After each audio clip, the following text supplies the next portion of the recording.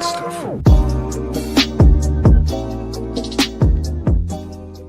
Welcome back, everybody, to Goodwill Podcasting with Dan and Stone, your movie podcast that thematically talks about films both old and new through natural conversation, baby.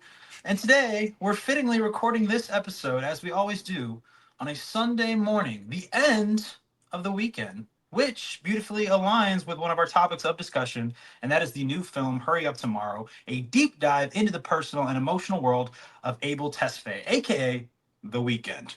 Written by him along with director Trey Edward Schultz, who will be the focus of our conversation today, as he has been and maybe will continue to be an exciting filmmaker with 4 projects now under his belt in 2015's Krisha, 2017's It Comes at Night, 2019's Waves, and of course the movie that released this weekend, which has been critically panned both by critics and audiences, but fans of the musician, that's a different story that maybe will be open to our eyes today, as we have brought on a super fan of the artist for his 3rd visit, I believe, to Goodwill Podcasting. Fabian AKA CineSpidey, aka got reposted 2 times by The Weeknd this week. So not sure why he couldn't get him on the pod to help us out. But anyways, thank you, my friend, for being here with us. And I have to ask you at the beginning here a very personal and interesting question.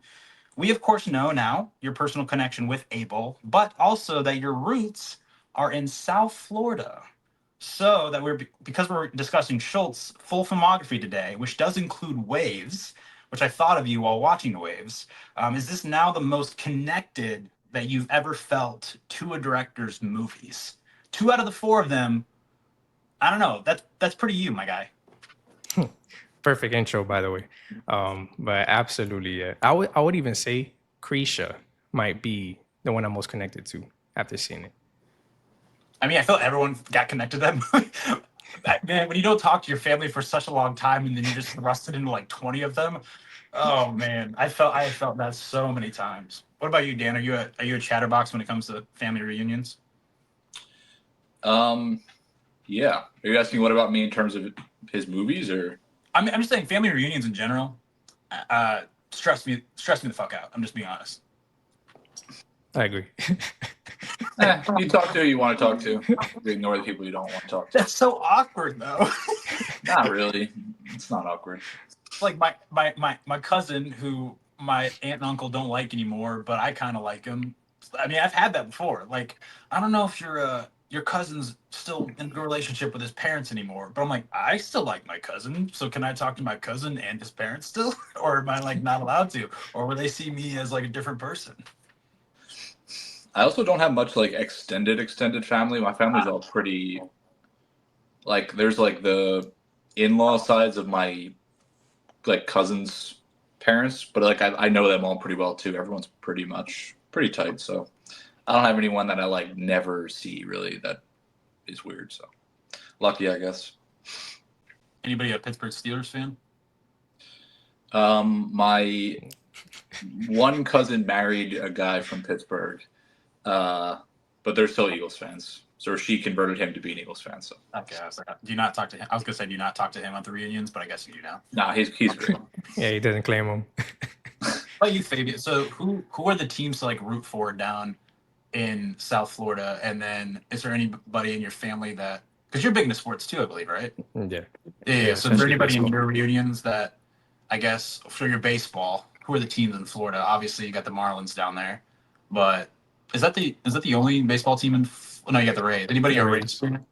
No, I have a homeboy that he's a Marlins and a Rays fan. So it's like he can go down there and then watch it and then watch the Marlins, but mainly he's a Marlins fan. So, but and neither of those teams will ever play in the World Series against each other, let alone one of them play. So he's good to go there. It's been such an interesting thing for me because I live right in between Tampa and Orlando.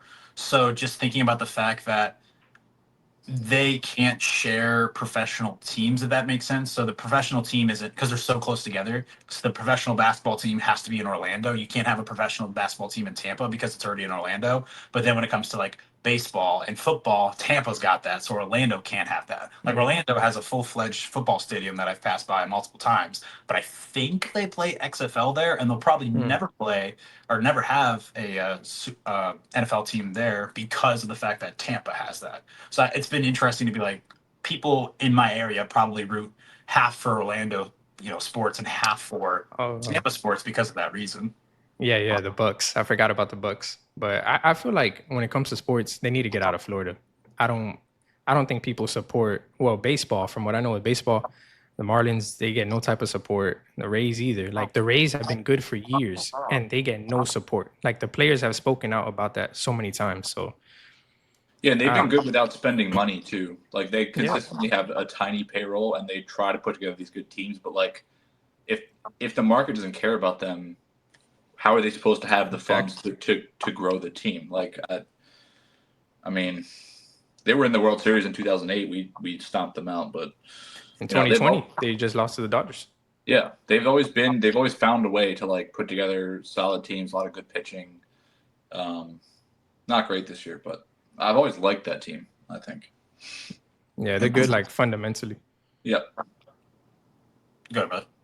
Oh no, yeah, and then the Phillies got stomped in 2009 as well. I don't know if you remember that one, but they didn't get stomped.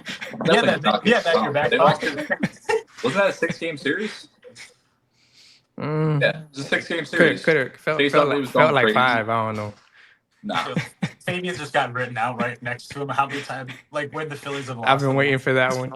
That Yankees team was just like on steroids and also just huge payroll. So you guys got that one. What have you done? Have you won a World Series since then? I mean, we were there last year. We didn't win, but have you won? Oh no, okay, gotcha. When it comes to me, like I've moved around a lot of my life and lived in a lot of different areas. So my sports teams are kind of like very spread out. I abandoned the Lions maybe a little bit too early, but so I was born in Kansas City, so I cheer for the Chiefs. And I guess hockey, I would choose the Red Wings. I've always really liked the Red Wings. And then I like the Tigers. And what's cool about the Tigers is that their minor league team and their their spring training facility is literally 5 minutes down the road for me, which is really cool. I didn't plan that out, but the Flying Tigers are right there. And then when it comes to basketball, they're struggling lately, but I went to college in Pensacola and I just gravitated towards the Heat, and I really like Spoelstra and everything like that. But they suck. Even though they made the playoffs, they are not good. Now, when your best player is Tyler Hero, things are dark. No, and then also I told Dan and Connor know this, but it's unfortunate because I have jerseys for players on my teams, and I've kind of lucked out when it comes to who I've picked because I'm like, man, it was the run during COVID where Jimmy was like tearing up like everyone and like giving his all in the the final series, and I'm like, man, I want to get a Jimmy Butler jersey. Well, never mind, that didn't work out. And then also I got a Travis Kelce jersey, and he sucks now too. So I think I asked Dan and Connor, I was like, do you guys get actual players' jerseys, or do you just get like a jersey that just says Eagles on it? Yeah, I usually get, because I have a Phillies one. I have the powder blues. I usually just get like the blank ones, like it doesn't have nothing on the back. So just in case, like, That seems like but they're expensive, man. Like I don't know if I want to be putting in $150 on a jersey on each jersey. Especially when a player leaves and now is part of the Warriors and help them lose too. Yeah, that's insane. I don't know. I feel like he thought he was gonna be like, that team was just gonna be completely unstoppable and just. But it doesn't take one person, so now he understands that. Jimmy has commitment issues for sure. Speaking of commitment issues, let's talk about the week. Butler's also just a loser, so like. Yeah, very true. You missed my good segue, Dan. I said, speaking of commitment issues, let's talk about the weekend. Oh, sorry. It's okay. It's all right. Anybody, you can rewind it and hear me before Dan said anything. But so I can only imagine with the weekend being your favorite artist, Fabian, how cool it was to get a full-fledged theatrical movie about him. Now, not saying anything about the quality, but I can just I like My Chemical Romance. I would say that band is like my favorite artists, musicians right now, especially with the fact that they have this whole persona like The Weeknd of the Black Parade, and that directly inspired Twilight. I think that if they took that album and their ideas of it thematically, they could put it into a film possibly. So I can only imagine how you were feeling. Dan, James Blake movie anytime soon? Or I don't think that's happening. He's a very creative guy. I mean, he's been. I think he's been involved. I think he's been involved with a couple soundtracks over the years. He's definitely a very creative person. He's great in general. He's super involved with like. I'm not going to go on a tangent about James Blake, but he's great. Maybe someday. we'll do a James Blake episode. Yeah. Starring Timothy Chalamet. But all right, so I got the cast here. So we got Hurry Up Tomorrow, Abel Tesfaye, Jenna Ortega, Barry Keoghan. Basically, here's the synopsis, right? Now the synopsis is pretty vague, I would say, and I feel like it very fits like the existential themes and messaging that they're trying to do with the movie. So it's a musician plagued by insomnia is pulled into an odyssey with a stranger who begins to unravel the very core of his existence. That's deep, but I will say so. This movie, right? It's all about Abel. It's all about the weekend and this figure that he's created over the years. The movie tackles with his issues with fame, his mental health, and just the toll of being a superstar in general. Now, there's people have been misinterpreting this film. Supposedly, it is a movie, and we can look at it objectively as a film. But this is a personal, emotional story about the weekend and who Abel has created in the weekend. So let me ask you, Fabian, because you're all up in the lore. As we know, you and the weekend you and Abel are buddies now. Let me ask you 3 questions. What is the film actually about? And what is it trying to say about the weekend? And what exactly and who exactly is the weekend? Okay. All right. So the film, first of all, when it comes to the insomnia part, I think that's where they kind of messed up because you don't necessarily feel him being tired of everything as the film goes. It jumps into it too quickly. That's what I think. But yeah, basically it's about when he lost his voice because there was an event that happened where like, you're an artist, you're on top of the world, and it's something that you never really expect to happen to you. So when he lost his voice at the LA show, which was literally like the last show of his tour, it kind of put him into a dark place mentally. So they're taking that event and they completely change it. Even the song that he sang when he lost his voice in the movie, that wasn't the same song. So they just kind of changed it up a little bit. As far as what the movie is trying to say, it's basically intertwining that situation also with the story of the weekend that he's created over the years. So like you see Easter eggs or glimpses of certain people that he's put into the songs that he's created. Like there's this character named Valerie. I don't know if you guys remember the scene where you see a girl in a yellow dress when he's going through it. It's like that one scene where it feels really thrilling. Yeah. Yeah, so there's a girl in like a yellow dress, and that girl, her name is Valerie. She's a part of like his early album, the trilogy album, where that girl is kind of a part of the reason why he's feeling the loneliness, and it's someone that he's that he wanted to confide in, but she also like was hurting him as well. So it was kind of a character like that, and he added that in there. But as the film goes on, as it progresses, you see that he's trying to kind of get away from this character that's brought him all of this fame and all of these like hardships and all these things. So by the time you get to the end, you witness the ending of the weekend. You witness him basically giving himself to not giving himself, but like escaping that whole entire thing where they like burn the whole character. They're basically burning that persona that he's been giving all of his energy, all of his life, all of his time to. So which is why you feel at times the insomnia, or like when he's in the bathtub, you see him basically seeing figures coming at him, because that's kind of representing what's the word? I believe it's insomnia, right? Like when you can't sleep. Well, when you're sleeping, but like you're stuck in that phase. So you're kind of seeing all that representation basically come to life, and him telling a story of the week. He's always been kind of letting us know that the weekend is going to end and he's going to just be able going forward. And, he wants to get out of that. Like, he doesn't want to make dark music anymore. He doesn't want to wake up and try to, take months to craft dark lyrics and craft a story for people to relate to that he can't relate to himself anymore. You know, he's not in that place. So by the time you get to the end and you witness the ending of The Weeknd, it's like it's bittersweet. It's like it kind of hit me hard because I'm like, damn, like this is something he's teased for a while, but we never thought it would be true. But like we get to witness it like cinematically. So If I understand correctly, this movie was made before the album Hurry Up Tomorrow. And yeah, did this movie inspire the album? Like it came out of this film? correct. Yeah. So Okay. he yeah So he basically like wrote plot points in the movie, especially obviously the end, which the end song track is Hurry Up Tomorrow, the one he sings in the bed, correct? yeah, and he actually made that song a day before they filmed that scene. Okay. But he had the scene in mind, then wrote the song for the scene, and then that turns out to be the end track on the album itself. So Correct. I guess as a fan of his, he's continuing music after this, but just as Abel. That we don't know. Well, from what he said, kind of like you can kind of get the feel that he is gonna continue music. But yeah, he's either gonna go under Abel or he might go under a different stage name. He said that he's not 100% yet on it.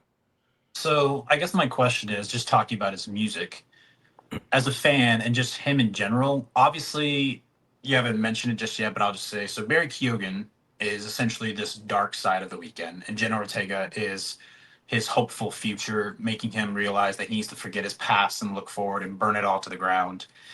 So when thinking about that, Barry Keoghan kind of represents the character of The Weeknd, this dark person that he has created.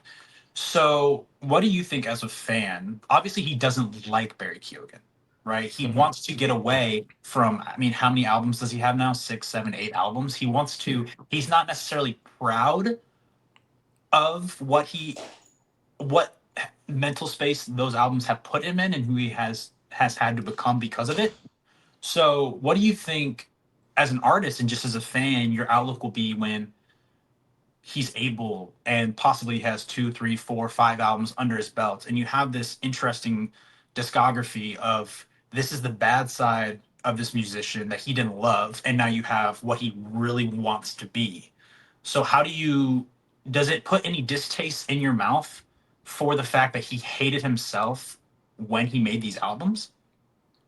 No, not at all. I think everyone goes through things. So you know, he had I'm not sitting here saying like the whole character is fake, because when he started up, he was in a dark place. You know, his dad left when basically when he was born. And he used the music to basically escape in life. So obviously, once you get that fame and all those things, I mean, it depends on how you juggle all that stuff. So literally, his fan base is called it's XOTWOD, which is XO till we overdose, and the XO comes from oxy and ecstasy.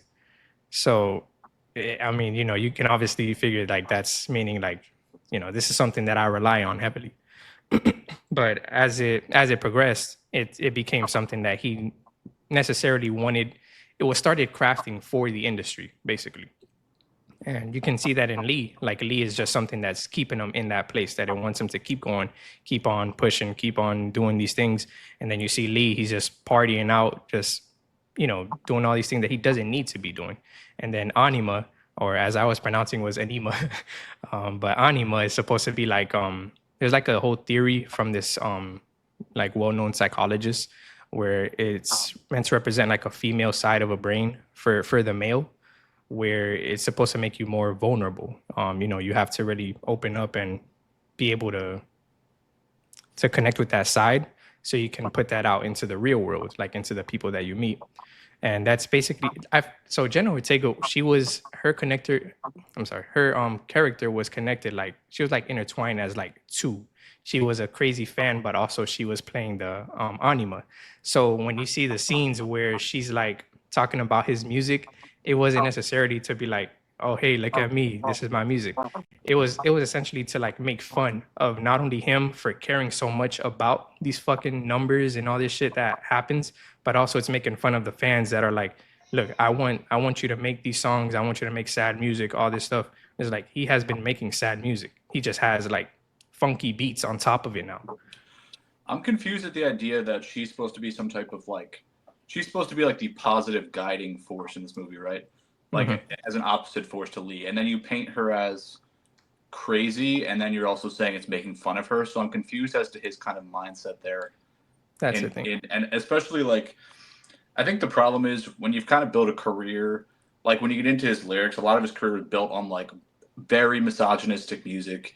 And I mean, talking about like him getting into music, he got into music, like music and drug abuse were like hand in hand when he started. So I think like the other thing with him is he's also kind of made a career out of glamorizing everything about his lifestyle. And you can say, oh, it's a persona. People are dumb. And a lot of his fans are kids. So I think like, you know, he's profited off that.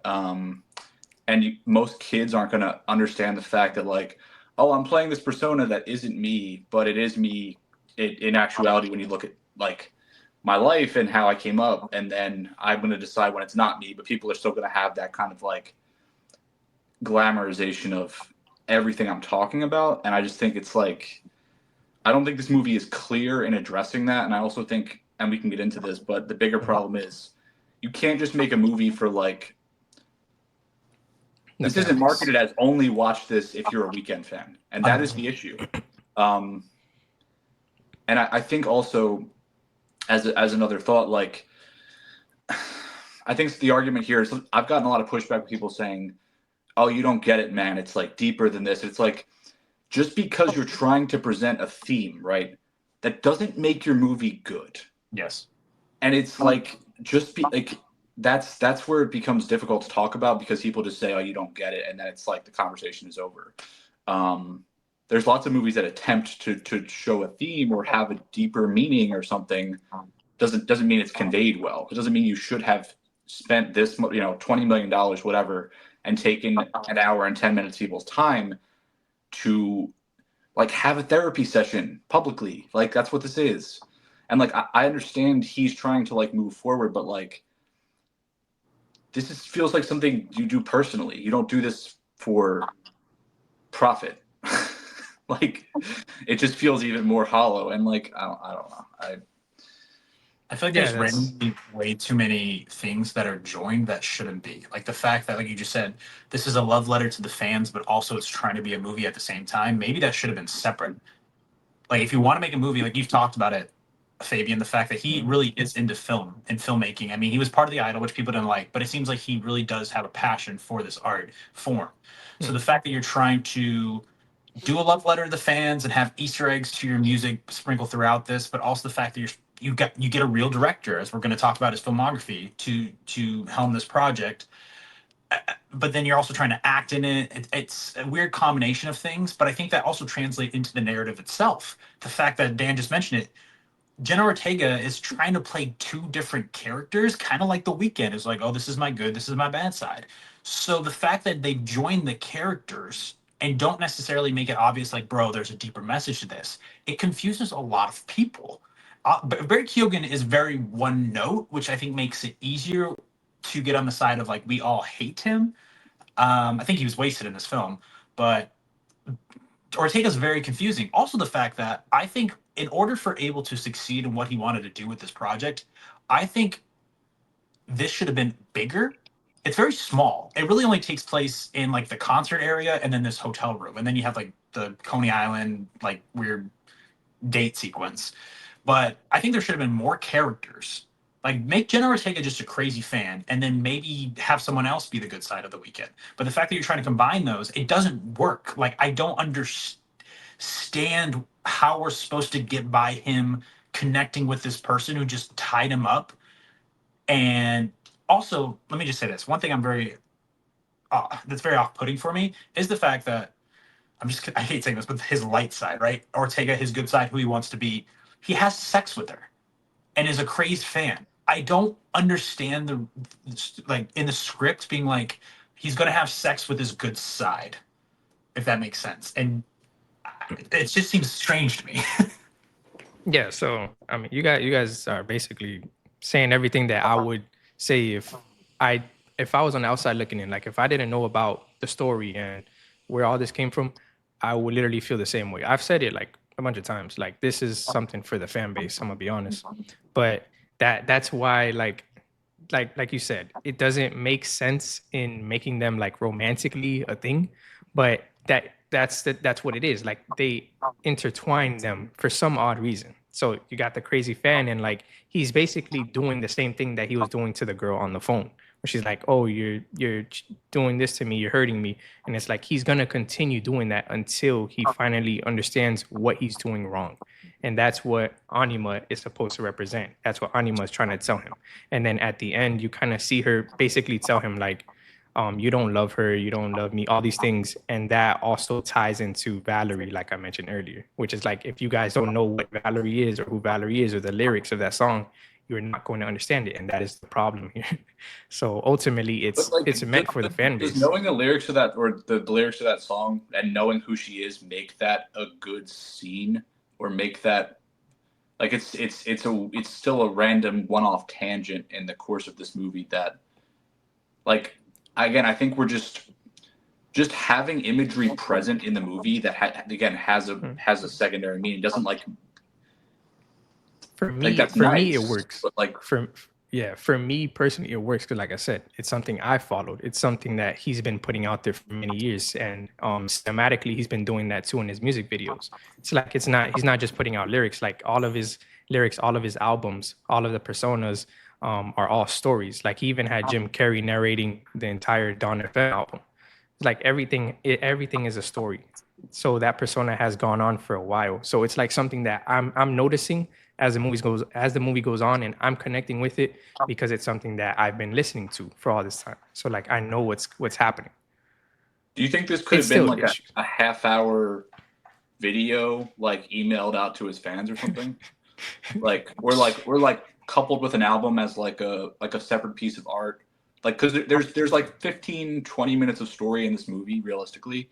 The first half hour or so is like essentially him crying over his ex that won't call him back, and then you're getting like imagery of like Jenna Ortega like being crazy and like burning down the house and whatnot. Like there's an extended credit sequence which takes like 15 minutes of the runtime, but like that first half hour is really just him like being sad, and then he makes his way to the stage, and I kind of expected more music, like more of him playing his music, almost like trap.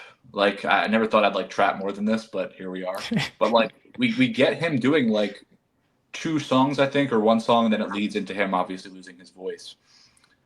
I wish it dealt more with him losing his voice and like I would have rather watched like a movie about that experience in his life, like something real. Like I would have rather watched like, not like a documentary, but like a biopic around that moment, because I think that's really interesting, and you can look at the way that the world reacted, right, and how people didn't understand, like, you know, people acted like he was bailing on his fans. I remember that, like he was bailing on his fans, this and that, and it's like he can't fucking sing.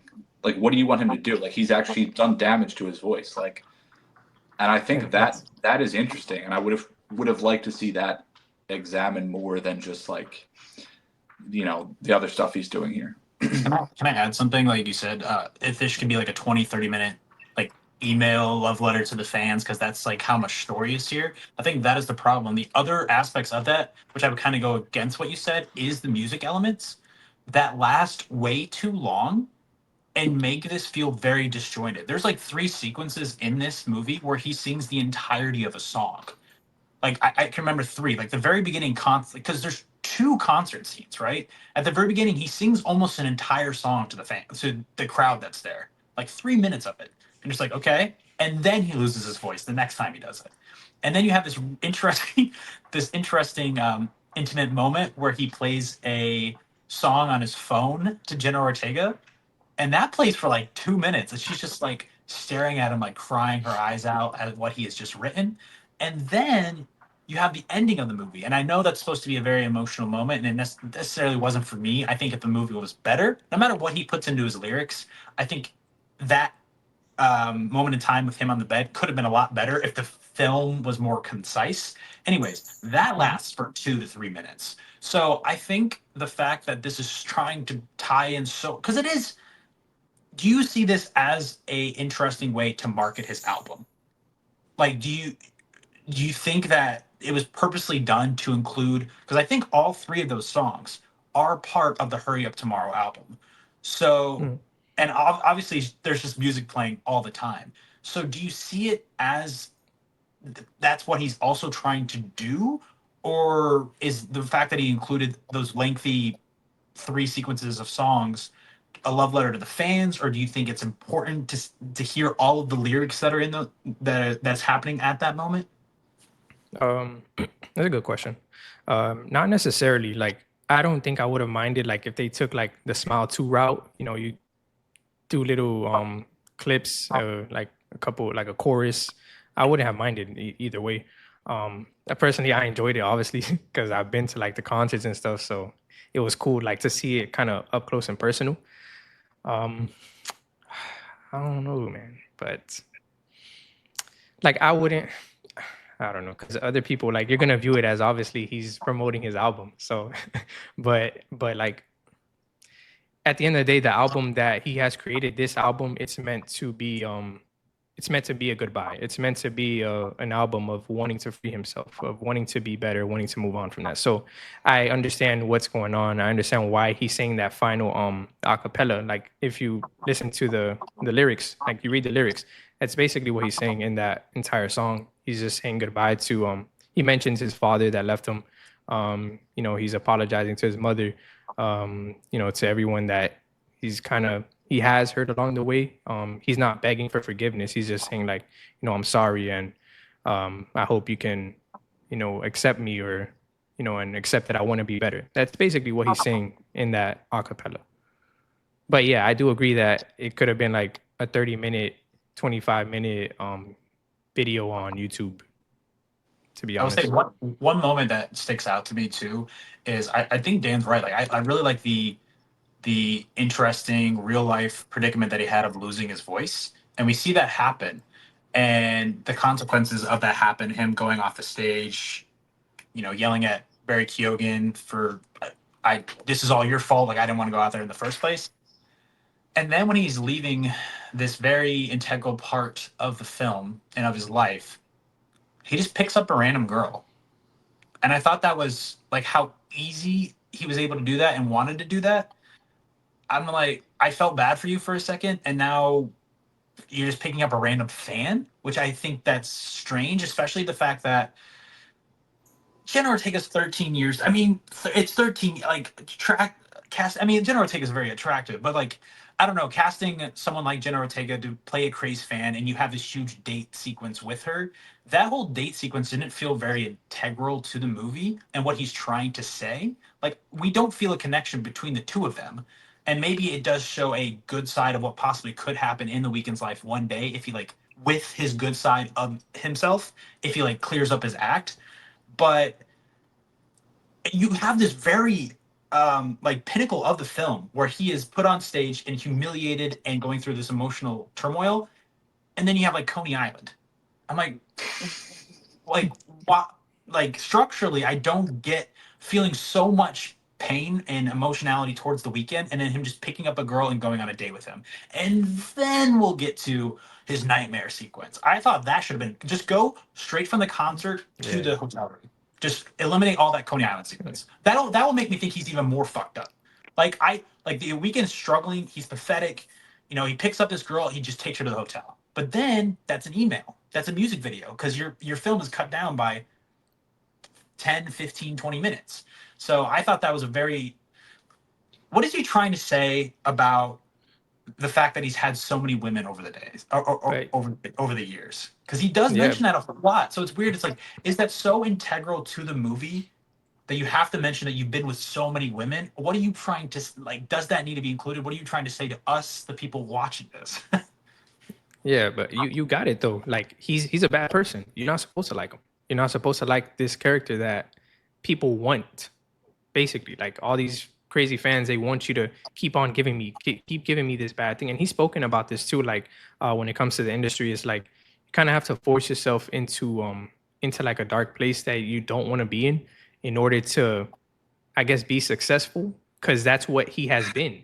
You know, he's been, it's always been, oh, the drugs, the loneliness, the pain, this and that. That's what people go for the weekend. That's what it all depends on relatability when it comes to his music. See, the Like, problem, I think, with what you're saying, and the problem with him and the problem with the movie is like it's a lot of self-victimization. It's a lot of, oh, poor me. How did I end up cheating on her? How did I end up doing all these drugs? And how did I end up, like, you did it, bro. Like, and when you look Yeah. into his life, like when you start dating an 18-year-old Bella Hadid when you're 25, and then you cheat on her and treat her like shit, and then you act possessive of her when she moves on, and you're pissed off at Drake because he's friends with her, and you're still acting possessive of a girl you met when she was 18, like, you're cringy as fuck. Like, it's embarrassing. And like, I think the same victim mentality that you see, it's like, no one's making you cheat on these people. You're insanely wealthy. No one's making you use fucking codeine. Like, no one's making you do any of this. Like, there's no accountability. And like, he's gonna look up and be 40, and it's like, I don't feel sympathy. Like, you're a millionaire, dude. Like fix your shit. Fix the personal relationships you destroyed by your own narcissism.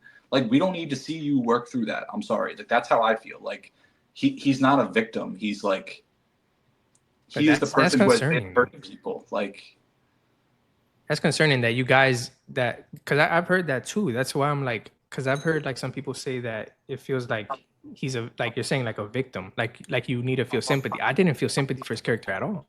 I just felt like he's a piece of shit. Like that's ultimately what he is. That's who he was. I mean, I don't know him now. I don't know his life in general. You know, even when you just mentioned the thing of Bella Hadid, like I don't know about that essentially. But I never felt sympathy for him throughout the movie. I didn't feel like he was crying for help throughout the movie. I felt like that's what Jenna was doing, was like, yo, you need to stop, bro. Like he did not care. Even when he slept with Jenna, he was gonna do the same thing with her that he's been doing with everyone. Like, oh, I got a tour to go. I got to do this. Bye. Like, that's how do I you felt think, about given it. his life, like it would have been maybe smarter to make Jenna Ortega's character someone, like, don't make her like a crazy woman who looks like she's 18. Like, that's a bad choice. Like, I feel like present the character maybe in a way that's like stable and strong and calm, and someone you actually should listen to, not someone who's just literally insane. Like, it doesn't make sense narratively for what he was trying to do, if that's what he's trying to do. And like, we talked about the scene with her like giving him the Chat GPT rundown of his music. Like, I understand you don't think that was him saying that, but like, I Bro, think this that movie was was a chart topper. patting himself on the back, which through her character, and I was like, and like the scene of her dancing, I was like, this feels like they wanted TikTok to be like, this is crazy, this is great, look at this, like, and everyone's just like, The what is chicken this? jockey moment. Yeah. The thing is, I think I don't know, man, because I was thinking about it in the moment. I'm like, they realize how fucking stupid this is right now, right? And it's such a serious movie. So the only thing I can think of is what Dan said. Like, they wanted like a clippable moment of this film that could be put out on social media, because I don't see how any serious movie. I mean, this movie's probably, I don't know, probably 90 minutes long. This is probably 75 minutes into this. It's very serious, very dark. He goes into this, this dreamlike state where it's like horror and there's like fire and everything.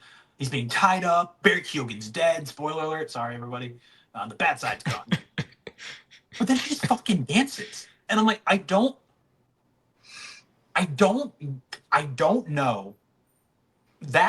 don't know why that's included. It's the goofiest thing. And I think that narratively, structurally, tonally, it's a very poor decision. And she doesn't do it once. She does it twice. I'm like, take that out. If you're trying to say all of this stuff, like, I think that was just a bad decision. Obviously, this is what you care about this music, right? This is what you think about the track Blinding Lights. This is what you think about the track of Gasoline. Don't present it that way. That was a poor decision. So they said apparently that scene wasn't like rehearsed, and like him being tied on the bed and everything, like that was just his reaction.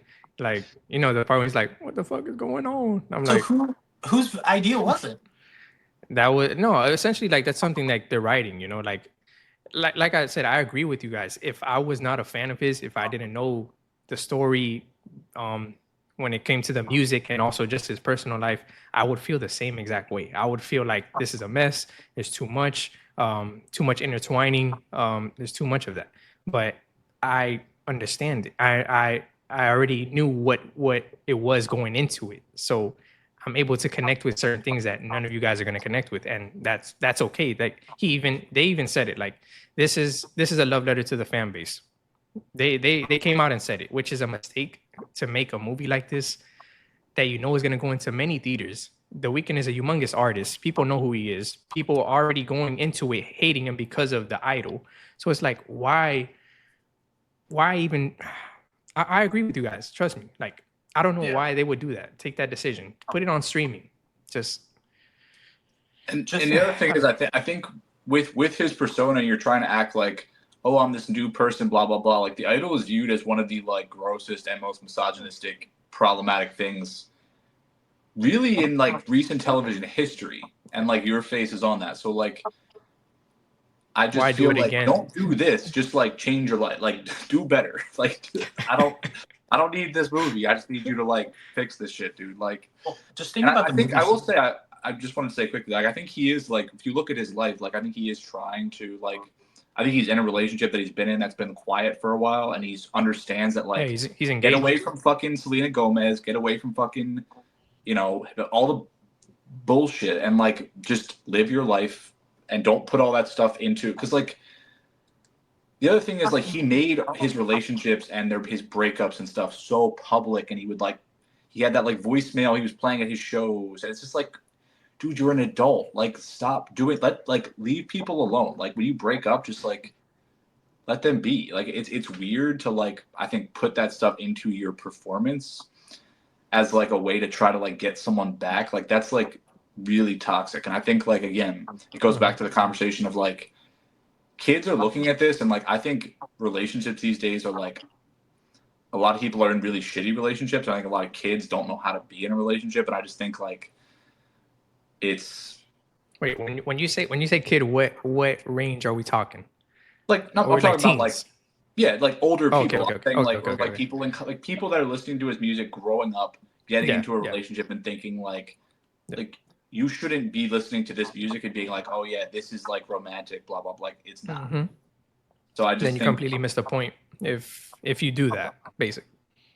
yeah, but Well, people are also just kind of miss a point, people are but dumb. Like people are yeah, stupid. Like yeah. that's what it is at the end of the day. I guess my biggest thing is, Fabian, you said even more than us, like victimization. Like you hated The Weeknd watching this, Hmm. right? Does Yeah. terrible things in this. He's an awful person. When you think about the length of the movie, like I said, I don't know what it is, but it's probably 90 minutes to 100 minutes, something like that. Probably 85 minutes of it, you hate him. Even 87 minutes of it. What is it in this film that actually gives him any redemption? To me, it's like if you think about the fact that Barry Keoghan and Jenna Ortega are part of his mind, and Barry Keoghan dies, and the good part of his mind, outlives the bad part. As soon as Keoghan's out of the picture, he sings his 3-minute song and wraps up the film. Nothing he has done in the story at all makes me think makes me sympathize with him and be like, man, he's actually trying to be a good person now. It is literally nothing that he does. It is the good side of, I mean, if you think about the fact that, Ortega is an extension of him and he really, but nothing like The Weeknd's in this. You can't ignore the fact that he is in this and he is tied up, and him fixing his life is nothing to do with the actual person of Abel. It is the personification of his good side in Jenna Ortega. So the fact that he is trying to say that he's going to be a good person, you do not see that in the film. You see that through the actions of people who aren't played by Abel. So, like I said, 87 minutes of this is him being awful, and 3 minutes of it is him singing a song about "I'm sorry, Daddy," "I'm sorry, everybody," or "I'm sorry, Mom," fuck you, Dad, whatever, and then it ends. and you're just like, okay, Godspeed. I have another question in relation to this, and maybe Fabian, like, do you think there's a chance? I think maybe he should have gotten some space from this, like, especially if he's going to be involved as a writer. Maybe cast someone else. Maybe don't put your own music in the movie if you want to be a fiction. Like, that's what feels so self-indulgent when you're sitting there listening to yourself and you wrote the scene and you're like having, this character's having like an emotional breakdown of how beautiful it is. It's like, dude, like maybe even have someone else record music, cast a real actor, and like tell your story from a distance. Like it just, I understand it was personal to him. I feel like he probably wanted complete creative control and to be part of it, but like it just ends off coming off as something that's just for like him and people that are really close to his stuff and have that emotional connection where they'll be able to like really get behind it. But I feel like it could have been a story that could have connected to more people, and then in that way you can have more impact. I just do you think that might have been a better route, or would you have wanted to see him do this and just do it differently to be more effective from like a critical standpoint, or what do you think about that? Yeah, of course. I would rather prefer it to be something that a lot of people can actually like you want to see growth, like full on growth from a character instead of like it what's the word? Like it focusing on people that have been watching your character over the years. So like I said, that's why it kind of got to me easier. Like I didn't necessarily need a humongous change from his character because it's something that I've been witnessing and listening to and taking in for all these years. So like I understand, I didn't need too much of it. But from when I've heard Trey talk about it, Trey was the one that really started a lot of this. He wanted to challenge himself and fictionalize a lot of this and take a lot of the lyrics and help him bring this story to life, because clearly the Weeknd is not a writer, and if he was a writer, he would have made much worse than what this was. So it starts with Trey and then it goes to the Weeknd, and it's like, okay, what do you want to add in? How do you want to, I guess, change up some scenes and all? That's how. Do you think it started with Trey though? Yeah, like, Trey spoke about. I mean, I don't know. I'm just going off of what they spoke about. So yeah. Trey said like, Trey was in a dark place in his life as well. After Waves, so when he eventually met the Weeknd after everything that happened with that event, they kind of like hit it off. They became really close friends, and then it helped Trey, like, I guess, like find something in him where he was like, okay, I think I have something, like another personal tale that I can really talk about, that I can really bring to life. So it's like Trey is also on the outside looking in. So it's like if he's meeting the Weeknd, he's learning a little bit about him, like psychologically, and then he's also trying to intertwine the lyrics of all the stuff that he's crafted over the years from this character that he's been, artistically giving us for years. It's like he's in the middle. And then we know Trey is like, Trey's the guy that wants to leave interpretation up with his movies. He says it too. Like he likes to, I guess, challenge himself, but I just think he did a little too much with this, and also Waves. We'll get into that later. But who is Reza Fahim? Is that someone that's close with the Weeknd? Because I was looking at it, because obviously he's the other writer on this besides the two of them. Is he a close enough friend of Abel? Because I don't see him involved with anything else besides this, which is interesting, because the other three movies directed by Trey are only written by Trey. Mm-hmm. So I think that's I think Dan's probably doing some research on it right now, but I think that's strange that not only whoever this guy is, that it's not only Abel on board as well, but Reza. Yeah, Reza also helped write on The Idol. So they already have like a little bit of a connection there. Yeah. Yeah. You gotta retire, bro. I'm sorry. Hang up. So like, it's not like, as much as I know people are immediately gonna say, "Oh, Abel wrote this," bro. That man, he's not. Man can't write a movie, bro. Like, I'm gonna be honest. I don't think he can write a movie at all. So did Abel burn down his mom's house? No. So the house burning was it kind of moved a little quickly, but in the house you see photos of his family. with his mother and all that stuff. So he also has this lyric in his early songs where he says, "This house is not a home to you." So it's essentially kind of like burning down the house, like saying like this place isn't home anymore. Like this is, and then it begins from there. So like I said, it immediately starts with Easter eggs, and it's like the average viewer is not gonna get that, man. It's so funny looking from the outside in because you're like, oh man, who is this Jenna Ortega character? Like the first thing Yeah, we see of her is burning down this house, and then right after that, she just shows up at the weekend concert. I was like, at the oh, gas she's station. I'm like, yeah, the gas station and the that weekend. Like, too. I was like, how is this gonna like? What's her next? Oh, she's just like, I'm gonna burn down this house and go to a concert real quick. And I was like, oh, okay. Yeah, that too. I'm like, I'm curious. I don't know if they thought this through, but then again, because you could also say she's a fake character. But how in the world? Because no disrespect to Jenna, but she's pretty skinny, right? It doesn't look like she's got tons of muscle. How in the world did she pick up a humongous I thing thought the of same gas thing. and just go like into the car? I was like, ain't no way. I thought the same thing because like she didn't put down the tailgate either. I'm like, that shit's gonna be heavy as hell, and she just. Yeah, I don't know. I mean, she wasn't real. So I will say, Yeah, I just wanted to say, like you said, like again, Easter eggs don't mean like this is the MCU. yeah, I Like, know. it Yeah, doesn't mean any like it's nice, but you got to be doing something else. But also, I think maybe we visually it can was nice though. I ain't gonna lie. yeah, maybe we can just blame this whole thing on this Reza Fahim character because he was the co-creator of the Idol. Mm-hmm. So maybe the Disgusting. weekend just needs to get away from that guy, and then Yeah, There you go. and he needs to stop being a villain. Like he is not a villain. You are you seem like a sweet guy. You have the softest voice on the planet. Like stop. I Shut swear the to fuck God. up. Like stop, bro. Like that's not you. Like I took off a whole 1.5 star because of him. I'm gonna be honest.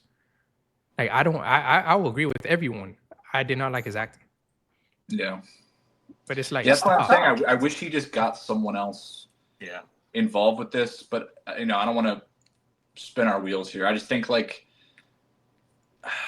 it's a shame, and I feel like the behind the scenes was probably difficult because I know you said like he's not a writer. There is a lot of personal stuff in this, so at least he was in one of their ears in terms of Yeah, like how this definitely. should go. My guess would be Trey probably was trying to steer this towards having more of a coherent narrative. Hmm. Like I'm sure it was a difficult creative process. And again, like I said, The Weeknd is the most famous person working on this. He's trying to tell a personal story. Like I'm sure he wanted a lot of control. So I'd be interested to know how that went. Uh, yeah. I just wanted to say, we keep saying Jenna Ortega. Everyone in my comments, Jenna Ortega needs a new agent. Jenna Ortega needs a new agent. Is Jenna Ortega just a bad actor? I think Like she's everyone, alright. like, and maybe not a bad actor, but like just like maybe it's not her agent. Maybe she can't do anything else. Like, how many times are we gonna say that until it's just like, well, she keeps making bad movies and she's not like making the movie better. So like, why should she get more intense dramatic roles or be able to like? I just think it's strange. I Yeah, I wanted feel to like see what you guys think about that. Yeah, I feel like people are like have put her on people. I think some people also forget that she's young. So it's like people have put her on this odd pedestal where they expect her to have some I'm like blanking out here. Like who who's a good actress? I'm blanking out completely. Amy Uh Adams. Demi Moore or something, right? Like it's like you're putting her on this pedestal already. And it's like she's taking roles. Just let her do her thing. If the film it's bad, it's not successful. I mean, that's her, but I think she's got like the acting chops. I think she's solid. I think I wish. I mean, we see another young, attractive young star. I feel like I think it's more because everyone's like her agent, right? Like her agent is giving her bad roles or suggesting bad things. I think Sydney Sweeney is doing incredible work. I Mm, think her projects have been phenomenal, and I think Jenna could be that. Like she produced this movie. You can produce other projects. Go out there and find something good for yourself that you have acting talent, and we see that you have acting talent. Find a project that will put that on display rather than mhm. I'm I gonna think burn the house down.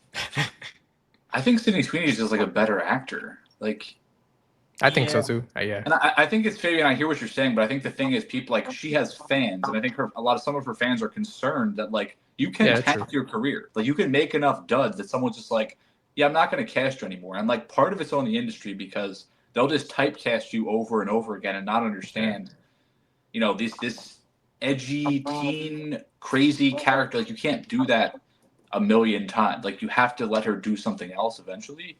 And like maybe it'll work, maybe it won't. But like I think her fans are frustrated in that like I mean Miller's Girl. Like I can't quite get over Oh how my god. gross and awful that movie was. Like and then like Death of a Unicorn. Allegedly the winter, spring, summer, fall movie wasn't good. Like Yeah, I never even heard about that. I saw people talk about that movie. yeah. So One thing I'll also say too about Trey, as this is like his fourth filmography, and I've gotten used to his style of filmmaking. And it's funny too, because I was talking to my brother about Waves and something that Trey did on Waves. And I was like, I bet I'm going to see that. If he doesn't stop doing that, I'm going to throw a fit. But this is before Hurry Up Tomorrow. Dude's got to fucking chill on the 360 shots. He's got to chill. And I was like, I thought that was only my personal gripe after seeing Waves. I'm like, I hope that stops. No, and it's just lazy. It is lazy filmmaking in my opinion, because you obviously have this set in your mind, and rather than setting up multiple cameras to show everything, you're just like, man, I'm just going to do this for 4 times.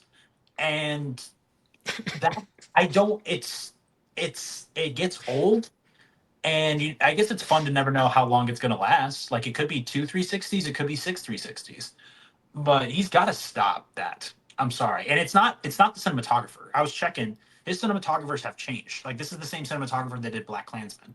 So it is Trey being like, dude, what if we just turn it this time? Like that cinematographer's gotta be like, no, no, we just did that in the last shot. We cannot do it again. I hate it. I hate it. It's been there since Krisha. Krisha was fine. It was more reserved. There's a really great sequence where like the family's all, in the living room, and I think it really is effective to show everyone. Stop doing it, my guy. You're not. This is not a famous shot that you're trying to invent for yourself. It's exhausting, is what it is. Sorry. yeah, I totally agree. it's I that like that stuff. shit. Yeah, I was gonna tell um Dan about it, but I'm like, you know what? Let me let me not spoil it. When I saw that happen, I was like, bruh, please, Yeah. please stop it. And then he does it like 2 more times, and I'm like, it's gonna be a long day. But thankfully, he stopped it. So Um, a good segue there. I don't want us to go in circles too many times, but do you guys have any closing thoughts on this movie? I feel like we've kind of said it all. Very curious what Trey and Abel are going to do after this. Will Abel make more music? Will he try? He needs to get away from the writer of The Idol. I will say that. Probably don't hire him for your next project. Also, I was surprised. Like, I think The Weeknd, maybe besides Bad Bunny, is like the biggest artist on the planet, I would say. So I was very curious how this would do at the box office. It's only tracking to open up at 3.6 million, bad. which that really surprises me. And I think he's bigger than Ariana Grande. And people say that Ariana Grande was a big reason why Wicked was successful. I don't think so. I don't think it matters how popular you are as a musician. It's not going to translate super big over into a theatrical release. I say that, and then I'm thinking about Taylor Swift's Eras tour movie that actually did pretty decent. So I don't know. I guess maybe that was the route he should have gone. Is Yeah, it should actually have do been a like a concert, concert. Yeah. because that did more numbers than whatever this was trying to be. So I don't know. But yeah, hopefully Trey and Abel are able to do something different after And this. The Weeknd is definitely not the biggest artist on the planet. I think there's a lot of people that are bigger than him. Taylor Swift and Bad Bunny is what I got right now. Who else you got on top? Probably still like Beyonce. Like by what I metric are you mean, going? Like album sales? Like what? yeah, it's kind of if you go album sales, they're still like well right now.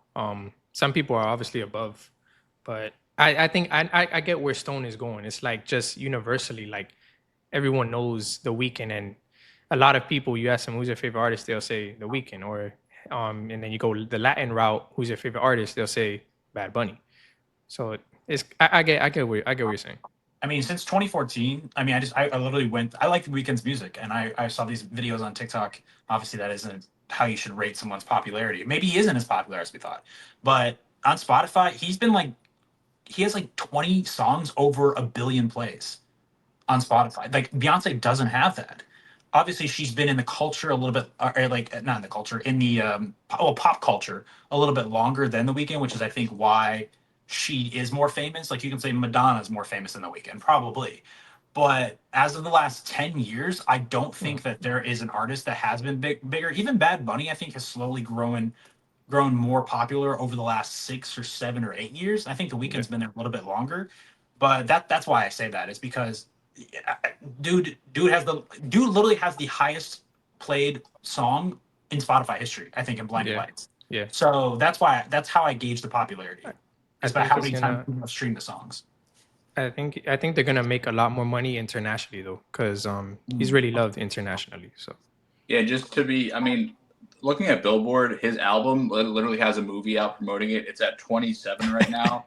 It's only yeah, the been there album for didn't do well. 14 weeks. Ahead of it, Brat is still there. That's been there for 48 weeks. Big X for Blood, Billie Eilish's Post song. Malone, Ariana Grande, Taylor Post Swift. Malone, what the hell is Now, he doing up there? What did he Post drop? Malone has 2 albums still in the Billboard Top 20. Wait, Hollywood's Bleeding? It's the Diamond Collection and then F1 Trillion. What the Oh, fuck is okay. that? The Diamond Collections. I saw that. I went to a record store. The Diamond Collection is just a compilation of all of his like greatest hits, which I used to like Post Malone. Don't like him anymore. Ever since I've Yeah. said this on the pod, ever since he fucking did a sports betting ad that played on my YouTube for 7 months straight, I hate him. I'm like, get off my YouTube. I'm not gonna get YouTube Premium, but get off my YouTube. But then also his country music is just terrible. So Also, Sabrina Carpenter, Kendrick Lamar is easily bigger. Morgan Wallen's album has been there for 226 weeks. That's absolutely insane. SZA. So yeah, I needed to push back on that. It's not the 2017 anymore, but I mean, The Weeknd, who performed in the Super Bowl first, The Weeknd or Kendrick Lamar? Oh shit, oh shit. okay. And most of that he put his own money into as well. So it's like when it comes to money, that man like he's doing good with it at least. Like he's trying to put on a show. He apparently like he sent out like to aid in Gaza and stuff too. So I don't know. As long as he keeps doing his thing, man, just stop the villain roles, then we'll be good, bro.